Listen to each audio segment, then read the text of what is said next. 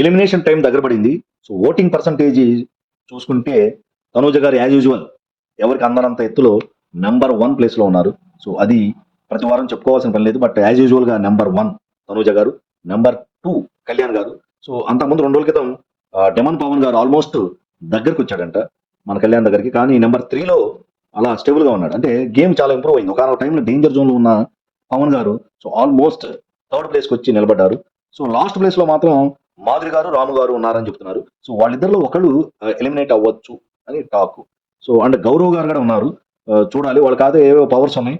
Especially మన తనూజ గారికి కూడా పవర్ ఉంది. సో వీళ్ళిద్దరూ ఒకవేళ లాస్ట్ లో మాధురి గారు అండ్ రాము గారు లాస్ట్ లో ఉంటే సో ఆ సేవింగ్ పవర్ ని ఎవరి మీద వాడుతుంది, ఎవరిని సేవ్ చేయొచ్చు తనూజ గారు అనే టాక్ నడుస్తుంది. ఒకవేళ అలాంటి సిచ్యువేషన్ వస్తే మోస్ట్లీ 99% రాము గారికి తనూజ గారు సపోర్ట్ ఇవ్వచ్చు. సో అఫ్ కోర్స్ మాధురి గారికి అండ్ తనూజ గారి మధ్యలో బాండింగ్ ఉంది.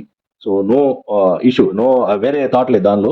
కాకపోతే ఏంటంటే రాము గారు from the beginning so first day నుంచి ఆడుతున్నారు, చాలా కష్టపడుతున్నారు. అండ్ మాధురి గారు అంటే మధ్యలో రీ ఎంట్రీ ఇచ్చారు. సో ఓవరాల్ గా తనూజ గారికి అండ్ రాము గారికి మధ్యలో కూడా మంచి బాండింగ్ ఉంది. సో మధ్యలో ఏదో చిన్న మిస్అండర్స్టాండింగ్ వచ్చింది. సో దాన్ని రాము గారు కూడా నో ఇష్యూ అని చెప్పేశారు. సో దానివల్ల తనుజ గారికి కూడా సేవ్ అయ్యారు, సేఫ్ అని అనిపించింది.